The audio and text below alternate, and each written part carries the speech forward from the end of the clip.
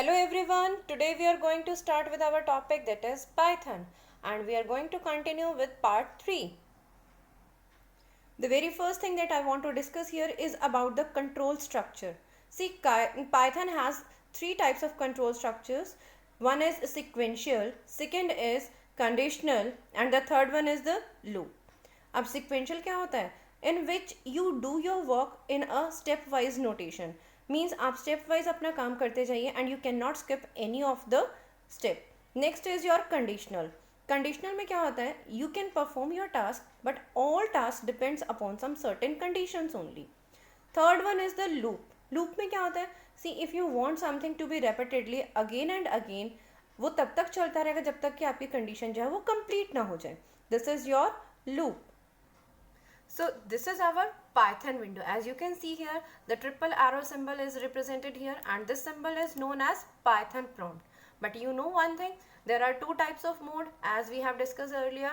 One is interactive mode and the second one is the script mode. And in this mode, this is your interactive mode.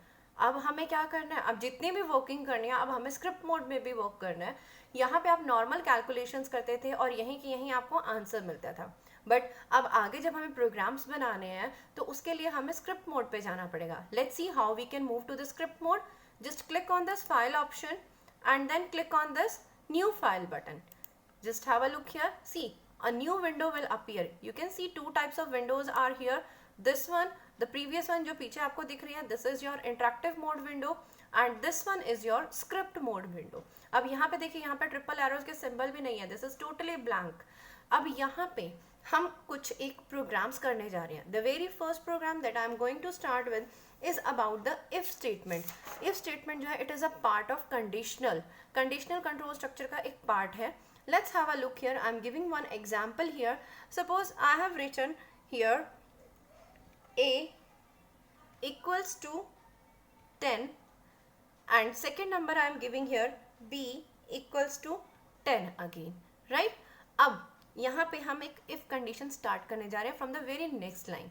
I am writing here if a equals to. आप ध्यान रखना, Python के अंदर जब हम comparison करते हैं तो इक्वल्स टू में डबल इक्वल्स टू का हम सिंबल लिखते हैं.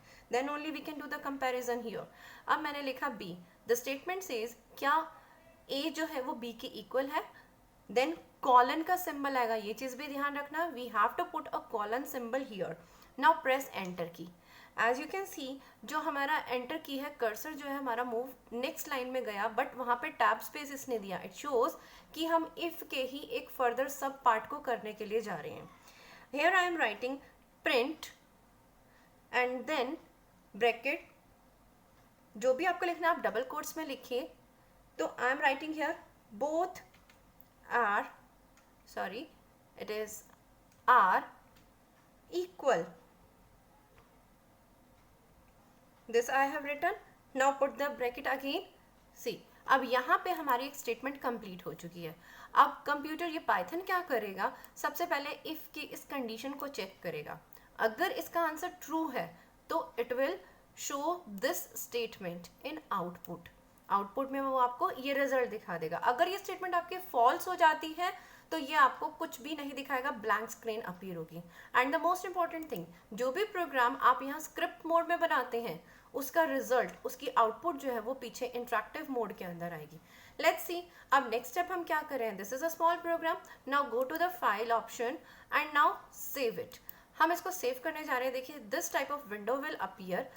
यहाँ पे आप कोई भी नाम दे सकते हैं अपनी फाइल को. Suppose I have written here QWE. आप कोई भी नाम दे सकते हैं बट एक चीज़ ध्यान रखना, जब भी आप पाइथन की फाइल को सेव कर रहे हैं तो लास्ट में हमारे पास एक्सटेंशन आती है .py. This is the extension of Python. Now save it. Save हो गई हमारी file. You can see the file name appears here also. Now next step is click on the run option. यहाँ पे आपके पास एक option दे रखा है that is run module. When I click on this तो इस प्रोग्राम से रिलेटेड जो भी आउटपुट होगी वो आपकी बैक स्क्रीन पीछे दिखाई देगी. Let's have a look here. Click on this run, then run module. Now you can see, देखिए हमारे पास आंसर क्या आ गया, बोथ आर इक्वल. क्योंकि हमने यही करा था कि दोनों नंबर्स आपके क्या आ गए थे, इक्वल आ गए थे. नाउ नेक्स्ट प्रोग्राम अब हम करने जा रहे हैं इफ एल्स के ऊपर बेस। देखिए मैंने ऊपर एक टाइटल आपको दे दिया, एक हेडिंग दे दी, that is this is the program about the if else statement. अब एक चीज ध्यान से देखिए, यहाँ पे मेरा ये सिंगल लाइन कमेंट था, इसलिए मैंने इसके आगे एक हैश का सिंबल लगाया है, राइट। अब इसी एग्जाम्पल को, सेम एग्जाम्पल को हम कंटिन्यू करते हुए हम आगे एल्थ पार्ट भी ले रहे हैं। Let's see, I am pressing the enter key. अब देखिए प्रिंट के नीचे हमारा कर्सर आ गया, जबकि एल्स पार्ट जो है हमारा डिफरेंट पार्ट है। So I am pressing the backspace key, ताकि वो बिल्कुल बाउंड्री के साथ टच हो जाए। लेट्स सी, एल्स लिखा मैंने यहाँ पे, then again colon symbol, now enter key. अब एंटर की से क्या हुआ, हमारे एल्स के पार्ट में हमारा कर्सर जो है प्लेस हो गया। प्रिंट, अब यहाँ पे मैं प्रिंट में कुछ और स्टेटमेंट दे देती हूँ। If I am writing here like both are unequal, then double quotes and then bracket close. Now the condition says, सबसे पहले देखिए यहाँ पे हमने दो नंबर्स दिए a and b। अब यहाँ पे हमने एक कंडीशन रख दी, ये चेक करेगा कि क्या a और b इक्वल है। अगर yes, इसका आंसर ट्रू आता है, ट्रू आने पर तो इफ वाले स्टेटमेंट को वो दिखाएगा। अगर इस स्टेटमेंट का आंसर फॉल्स आता है तो वो एल्स वाले पार्ट की स्टेटमेंट को आपको दिखाएगा। अभी हम माइनर से चेंज करते हैं। Let's have a look here कि मैं यहाँ पे एक b की वैल्यू को चेंज कर देती हूँ, 20 कर दिया मैंने। एज वी ऑल नोज, अगर हम चेक करते हैं इस कंडीशन को, वी ऑल नोज कि a is not equals to b। That means अब इस प्रोग्राम को एल्स वाले पार्ट को दिखाना चाहिए आपके आउटपुट में। लेट्स सी अब ये क्या करता है। देखिए अब जितनी बारी हम चेंजेस कर रहे हैं अपने प्रोग्राम में, we need to save it again and again. Go to file option, then save, then go to the run. यहाँ पे आपके पास आया run module. As we all knows, यहाँ पे हमें क्लियरली दिख रहा है कि a is not equals to b। That means ये आपके एल्स पार्ट वाले को प्रिंट कराएगा। लेट्स सी, रन करके देखते हैं। देखिए इसका आंसर क्या आया, बोथ आर अनइक्वल, राइट। अब this is about your if else statement. Let's start with our another program that is about the if else statement. So let's take another example. Suppose यहाँ पे मैंने एक marks लिए और उस marks के अंदर मैंने value डाली, that is 83. Now I'm giving some condition here. If marks greater than 90, okay, then colon symbol, तो print कराइए, bracket starts excellent, right? अब इसी के बाद ही हम दे रहे हैं अपना एल इफ वाला पार्ट। जस्ट आफ्टर दैट अब हमें वापस अगर बाउंड्री लाइन से टच करना है, we click on back space.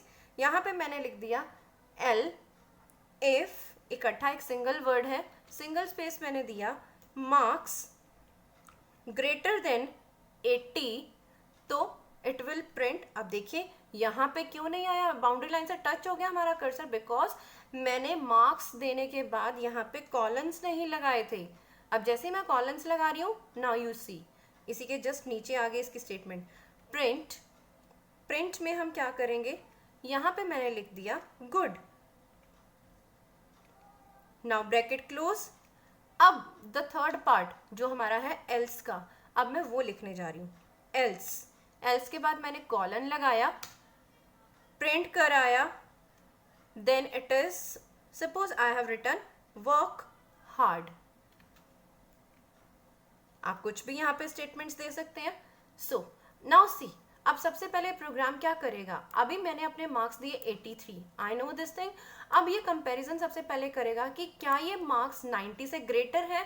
No, हमें पता है ये ग्रेटर नहीं है, तो ये वाली स्टेटमेंट को वो रन करेगा ही नहीं। अब वो सेकेंड स्टेटमेंट पे आया, क्या ये मार्क्स जो हमने गिवन किए हैं वो 80 से ग्रेटर है, येस इट इज ग्रेटर, तो वो क्या करेगा, ये वाली जो स्टेटमेंट है एल इफ वाली स्टेटमेंट को वो प्रिंट कराएगा। एल्स कब आता है, जब हमारी ये स्टेटमेंट फॉल्स हो जाती है, ये भी फॉल्स हो गई, तो वो लास्ट एल इफ एल्स वाले पार्ट पे जाएगा।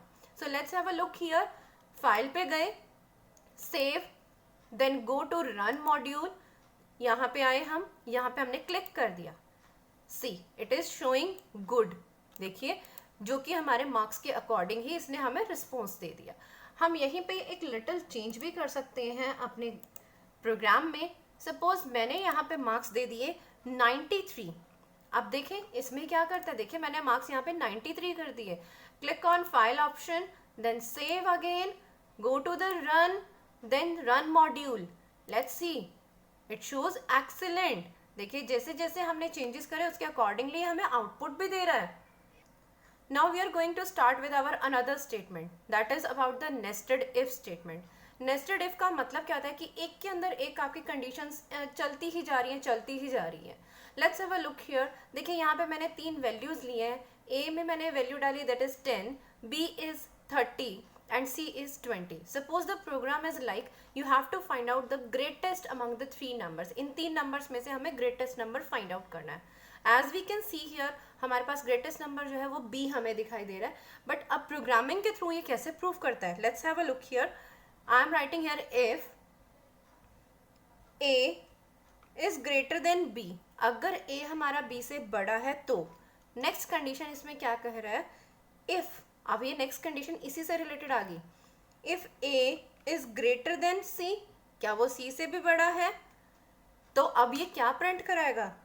Print bracket starts double quotes A is greatest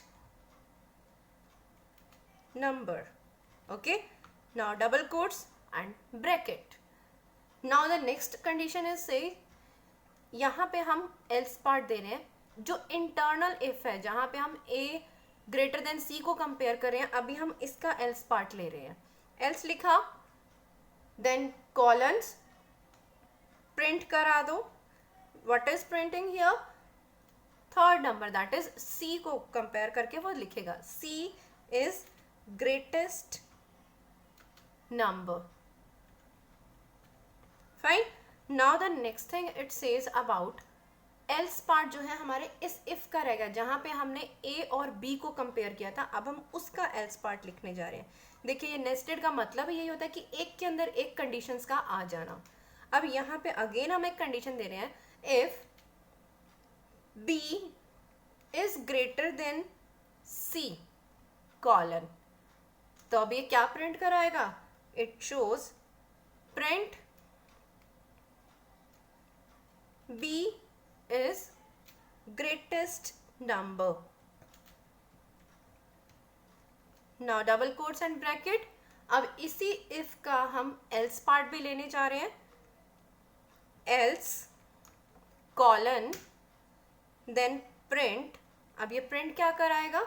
bracket starts C is greatest number.